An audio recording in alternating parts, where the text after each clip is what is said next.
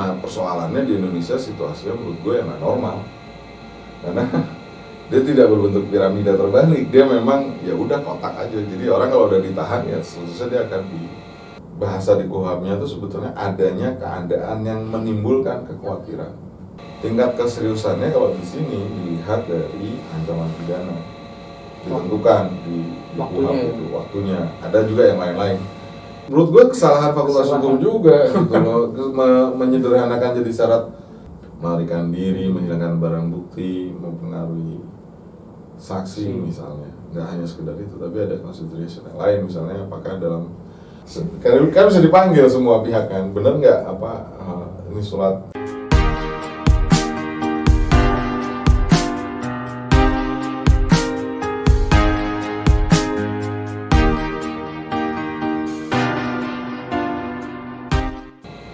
Mas, kenapa pusing amat kelihatannya? capek bro. MU kalah, MU. Pegel lihat, ya banyak hal sih. Banyak hal. Dan gue lagi Apa tuh? bersedih Kenapa bersedih Mas? Ratu Elizabeth meninggal dunia.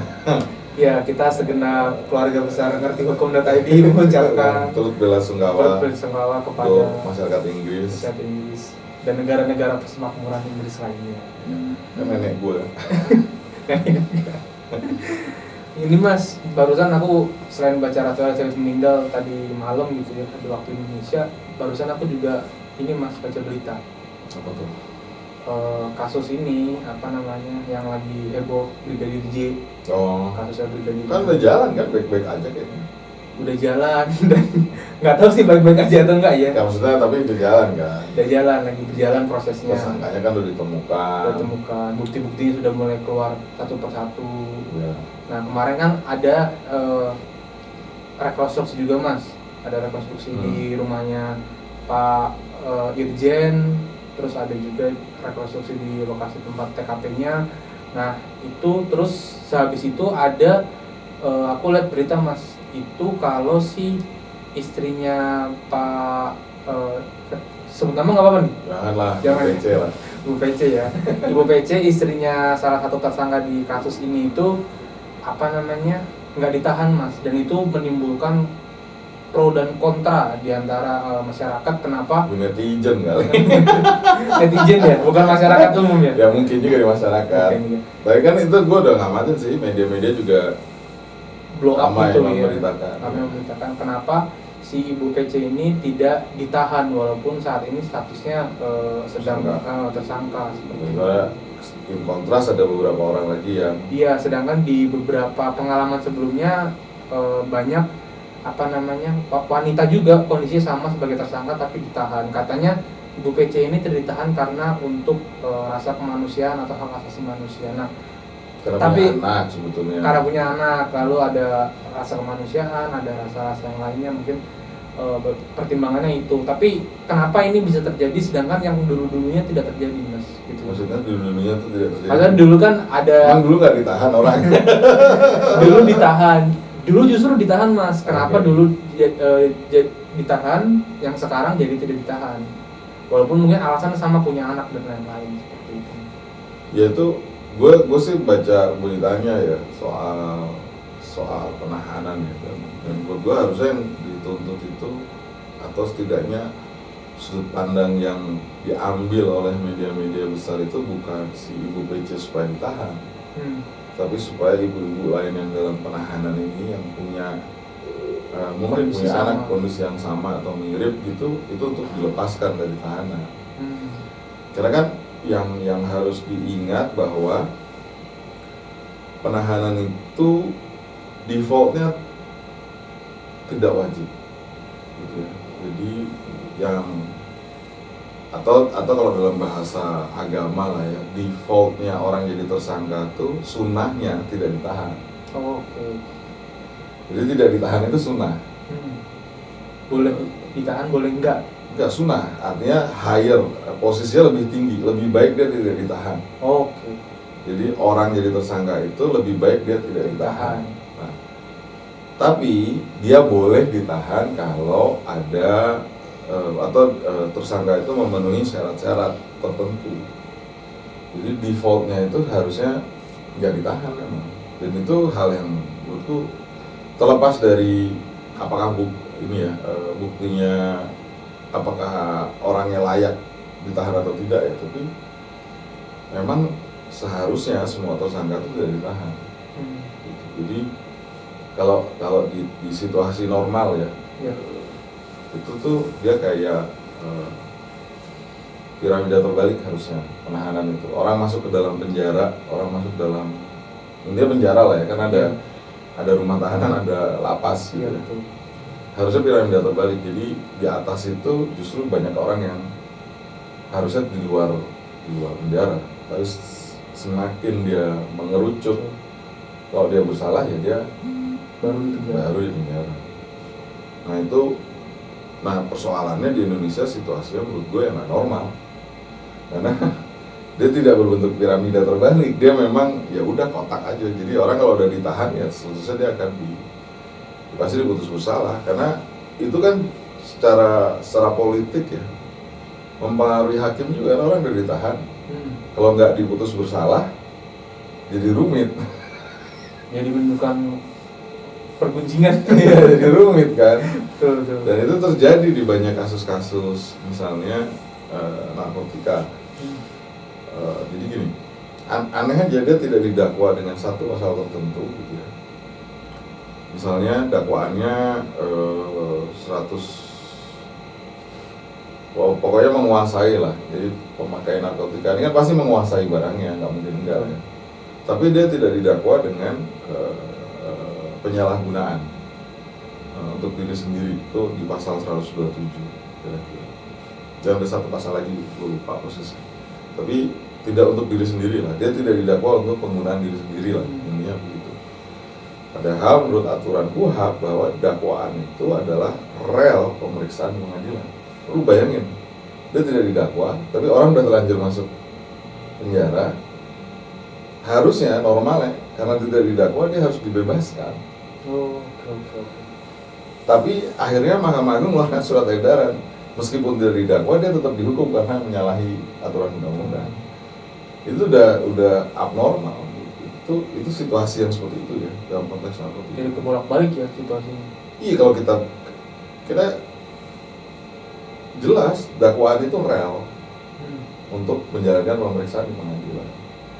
Jadi kalau relnya sudah salah ya harusnya dibebaskan, apapun at all cost ya menurut gua, harusnya dibebaskan. Tapi kemudian Mahkamah Agung mengeluarkan surat edaran atau kalau nggak salah yang bilang bahwa meskipun tidak didakwa tapi dia harus tetap dihukum dengan pasal 127. Itu kan lebih aneh. Ya. Didakwa dengan pasal 127 enggak kok.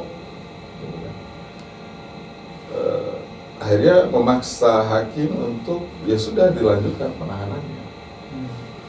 Meskipun dia tidak didakwa, bayangkan, meskipun dia tidak didakwa. Tapi tetap dilanjutkan. Nah, bagaimana kalau dia ternyata tidak terbukti, padahal penahanan sudah terjadi. Nah itu sangat rare kasusnya, sangat jarang sekali kasusnya. Ya ada sih beberapa kayak Baik Nuril ya kalau nggak salah. Sempat ya di PN pertama itu dia tingkat di pengadilan negeri dia dibebaskan, walaupun di kasasi dia diputus bersalah ya. Tapi setidaknya terus masa penahanan dia yang beberapa hari atau beberapa bulan gitu ya, kan sempat ditahan beliau juga. Itu bagaimana statusnya? Seandainya dia diputus bebas terus sampai Mahkamah Agung, itu gimana? Kan negara harusnya memberi ganti rugi dong, ya kan? Iya, kompensasi gitu. Kompensasi ya, atas waktu, atas mungkin penghasilan yang tidak terjadi di hari itu. Iya. Karena sebetulnya makanya gue bilang, makanya dalam sistem yang normal defaultnya penahanan itu tidak wajib, atau kalau dalam bahasa agama kalau menggunakan Islam ya itu sunnah hukumnya. Lebih baik tidak ditahan. Ya bukan penahanan ya, penahanan itu makruh. Jalan kalau ditahan itu makruh gitu sebenarnya, tidak wajib. Nah kalau tidak ditahan itu sunnah, sunnahnya tidak ditahan. Penahanan itu pengecualian. Kenapa orang bisa ditahan? Nah itu terkait sama ada beberapa aturan. Yang pertama, kenapa orang bisa ditahan? Pertama, karena buktinya cukup. Bukti yang cukup itu bukan tidak mensyaratkan. Kalau dalam ilmu hukum itu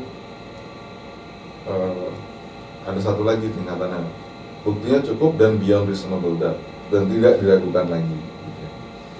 Nah, dia sampai hanya sekedar buktinya cukup, buktinya ada yang menunjukkan bahwa dia memang tersangkanya. Itu satu aturan di KUHP. Di KUHP nih, nggak ngomong yang lain-lain ya, dari KUHP dulu. Buktinya cukup. Setelah bukti yang cukup, apakah kejahatannya itu dipandang serius? Dalam konteks sistem hukum kita, dipandang serius atau tidak itu dilihat dari ancaman hukuman. 5 tahun itu. Ya. Itu dianggap serius. Jadi sebetulnya konsepnya bukan di atas 5 tahun, tapi apakah kejahatan itu atau perbuatan itu dianggap kejahatan yang serius atau serious crime. Kalau dalam hukum internasional ada lagi the most serious crime. Jadi ada 3 tingkatan sebetulnya: misdemeanor, serious crime, sama the most serious crime. Nah, tingkat keseriusannya kalau di sini dilihat dari ancaman pidana, ditentukan di waktunya. Ada juga yang lain-lain, pasal-pasal lain, tapi terbatas lah. Nah, setelah itu syarat ini bukan opsional, tapi akumulatif. Jadi, pertama, dia bukti harus cukup. 2, perbuatan itu haruslah kejahatan yang serius. Ketiga, yang ketiga nih yang sering terlupakan. Kalau di fakultas hukum diajarin syarat subjektif, syarat objektif. Menurut gue keliru. Dia harusnya syaratnya bukan subjektif objektif, tapi syaratnya memang tadi, 1, apakah buktinya cukup? Jadi syarat bukti yang cukup. 2, apakah perbuatan itu termasuk kejahatan yang serius? 3, apakah si tersangka memiliki kemampuan. Jadi yang ketiga itu syarat kebutuhan. Necessity. Kebutuhan itu dilihat dari mana? Kemampuan tersangka untuk misalnya melarikan diri. Bisa jadi dong. Terus menghilangkan barang bukti. Ketiga, gue lupa pula yang ketiga ya. Melarikan diri, menghilangkan barang bukti,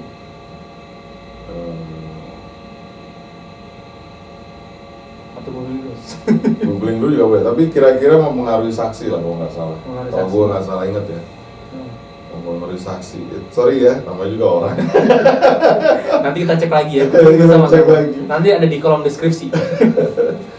Nah, 3 hal itu. Ini kebutuhan sebetulnya. Jadi kalau ini pilihan, nggak wajib. Yang kebutuhan ini salah satu terpenuhi, maka selesai, dia bisa ditahan. Yang akumulasi 1, syarat apakah buktinya cukup, gitu. Apakah tingkat perbuatannya atau perbuatan jahatnya itu serius, diakumulasi dengan syarat kebutuhan. Nah, di fakultas hukum diajarin 2, objektif, subjektif. Subjektif itu yang kebutuhan.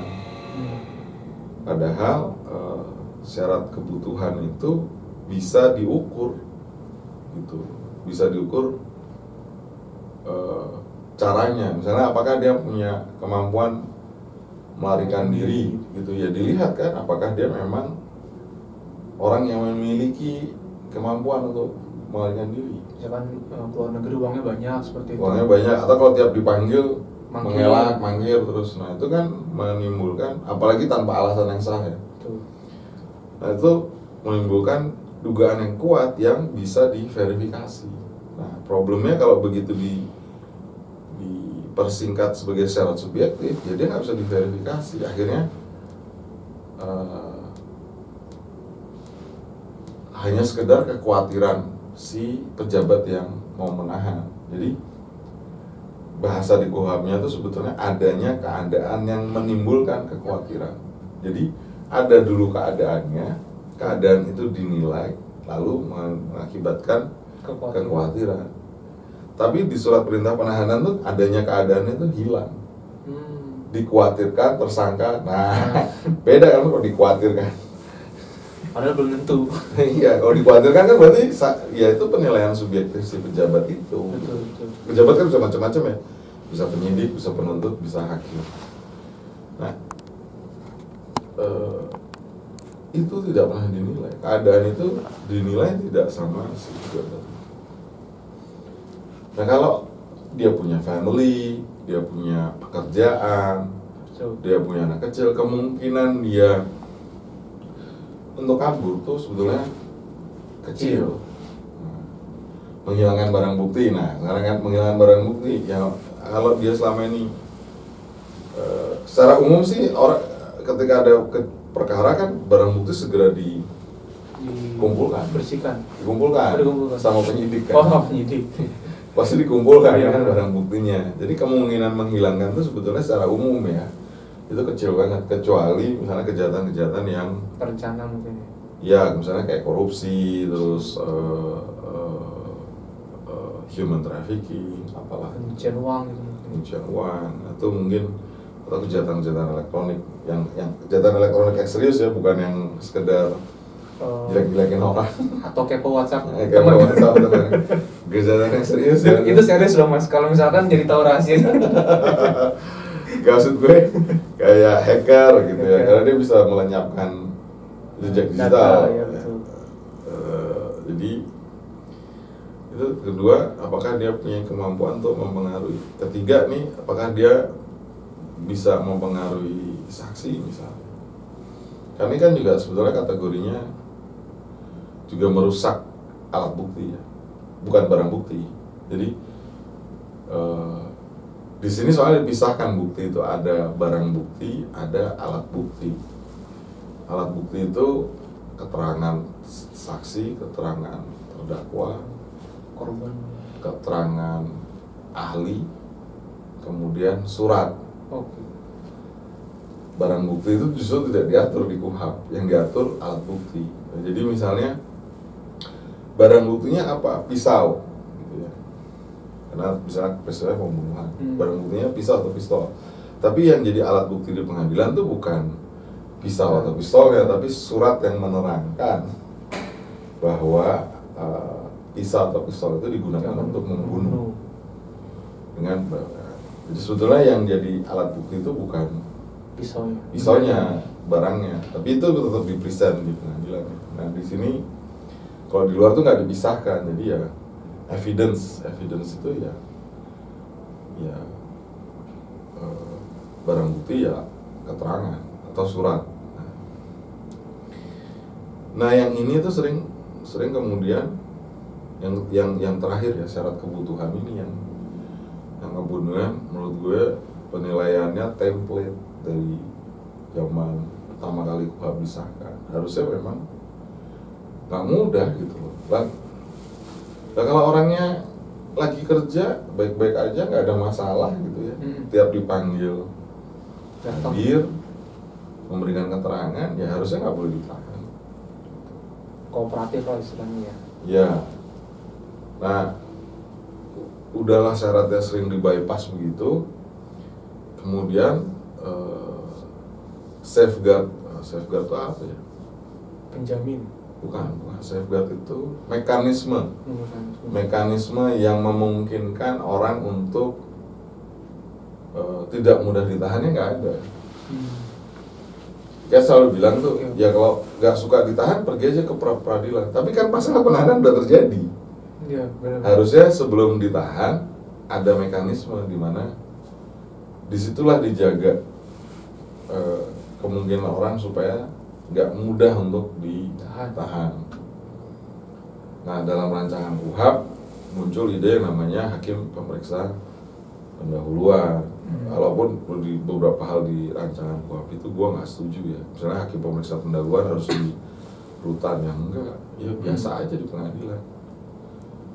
Gitu. Oke. Nah itu dalam banyak kasus sih menurut gue nggak layak orang yang ditahan. Tapi karena Karena tadi ya template ya. bukan template ya. Menurut gue kesalahan fakultas hukum juga gitu loh, menyederhanakan jadi syarat subjektif itu. Sehingga kalau syarat subjektif seolah-olah tidak bisa diperiksa. Namanya subjektif. Iya. Subjektif kan nggak bisa diperiksa.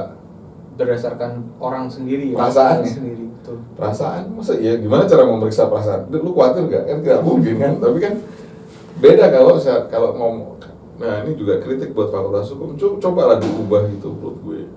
Syarat penahanan tuh bukan syarat subjektif dan objektif, tapi tadi ada cukup alat bukti, buktinya cukup, Kejahatan serius sama kebutuhan. betul. Sehingga kalau kebutuhan dibutuhkan nggak ada ditahan. Sehingga dalam kasus itu orang ramai membandingkan kenapa yang ini ditahan, yang itu enggak, yang ini harus ditahan. Padahal harusnya kalau itu nggak ditahan, yang ini harusnya nggak ditahan dong gitu loh. Iya, benar. Dilepasin. Bukan yang sebelumnya malah tetap ditahan dan ini ditahan. Itu kebalik menurut gue. Oke, jadi harusnya pola pikirnya diubah gitu ya.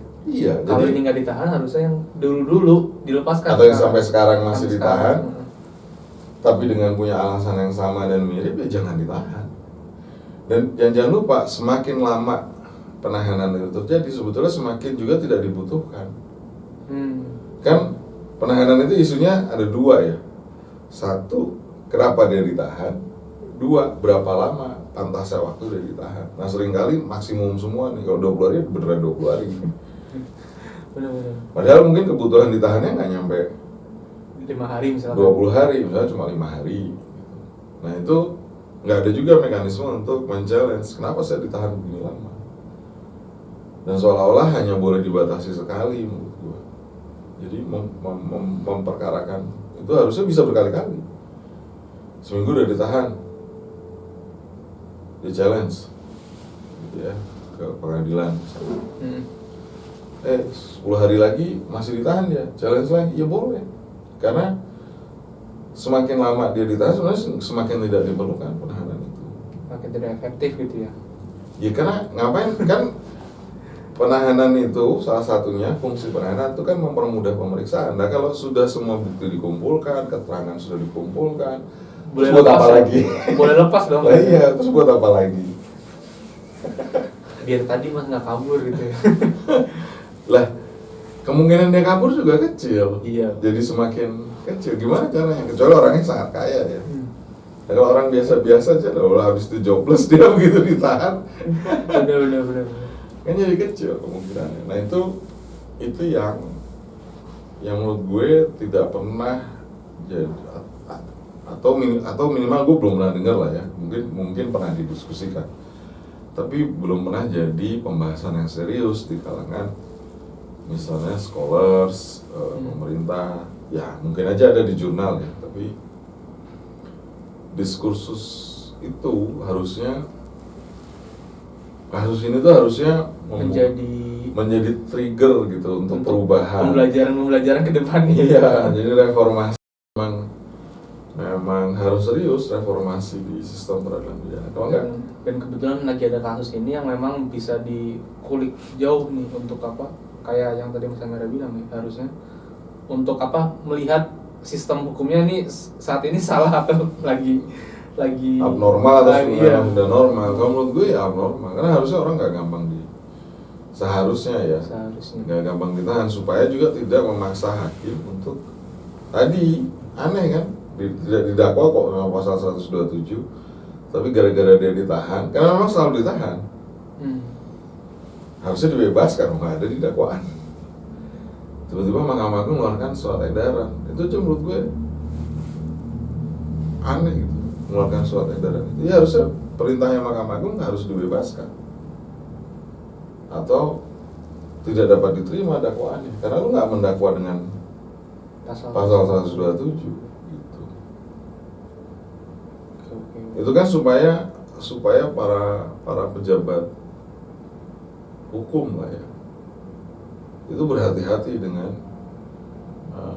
mendakwa orang, satu, dua juga menempatkan orang dalam tahanan.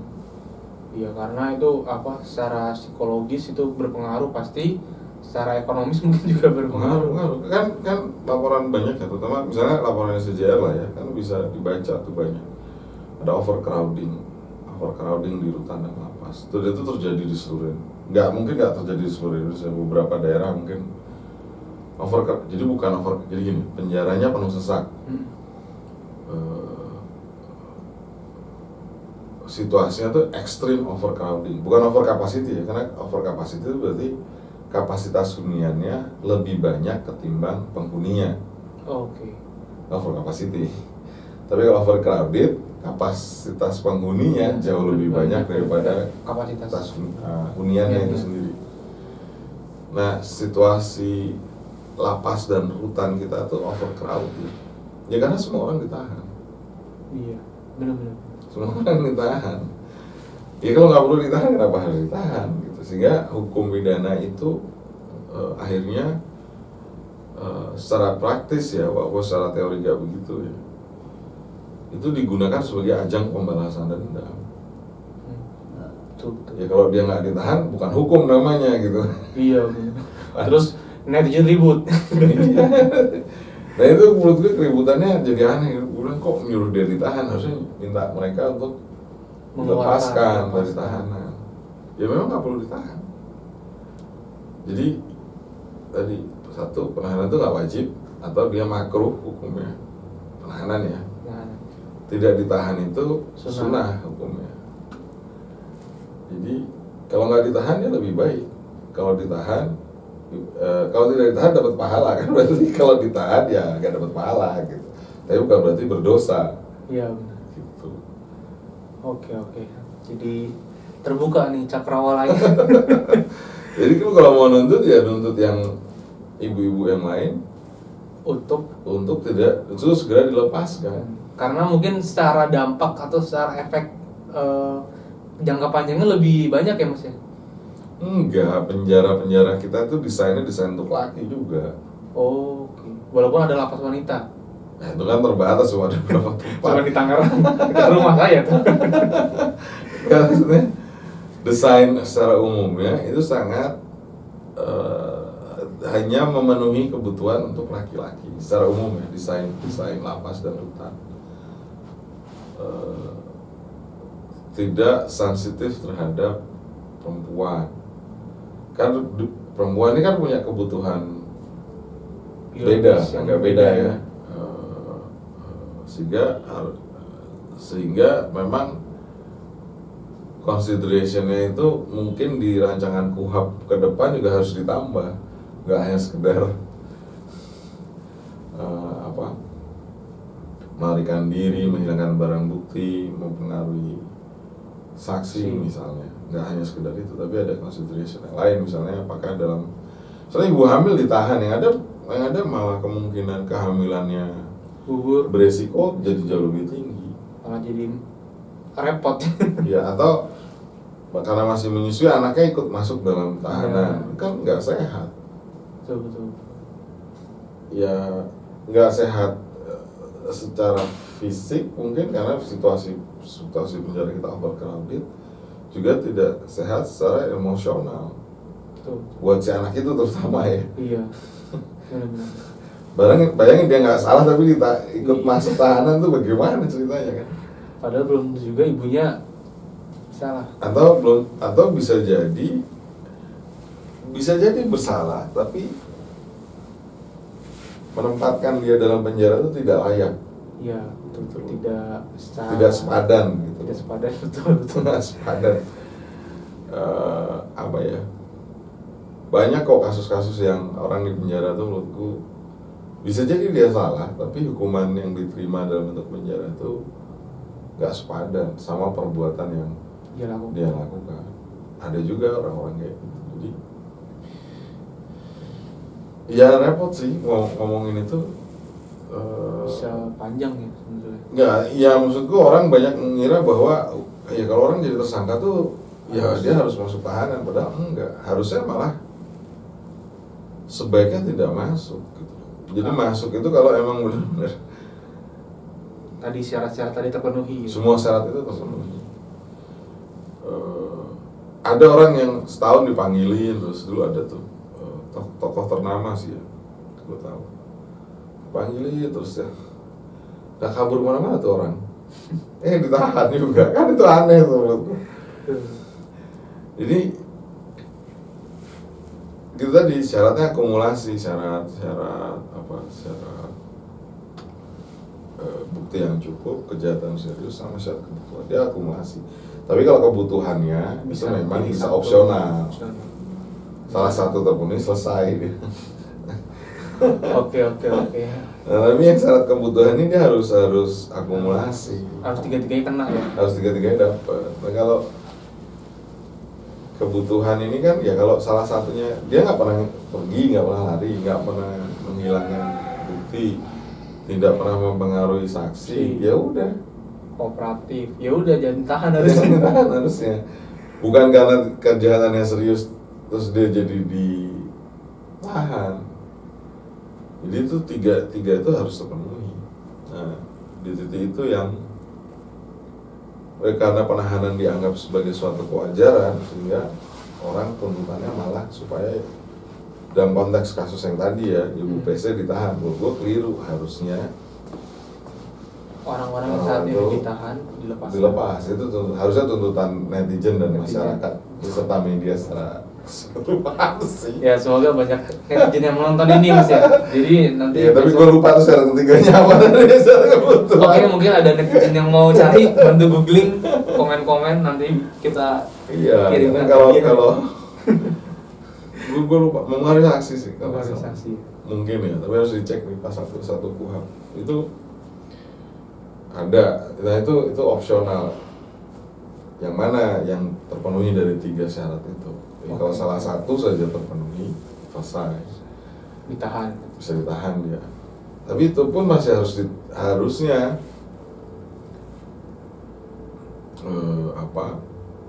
harus ada mekanisme safeguard juga. Karena ya kalau lu tugas dari kantor iya benar tugas ya kan. Tugas, misalnya lu satu-satunya orang yang bisa menyelesaikan persoalan tertentu, tugas dari kantor, lu harus pergi. Terus gara-gara itu terus lu ditahan kan, harusnya tetap ada mekanisme. Lah kan saya tuh ditugaskan. Ada inilah ya, komplain mekanismenya. Iya, ada apa sih namanya dulu ya? Ada pemberian situasi khusus lah kalau misalkan dia yang dalam konteks itu kan susah diskresi, makanya harus lewat pengadilan yang akan menentukan. Kan bisa dipanggil semua pihak kan, benar nggak ini surat ini, benar nggak dia orang satu-satunya yang bisa mengerjakan itu kan.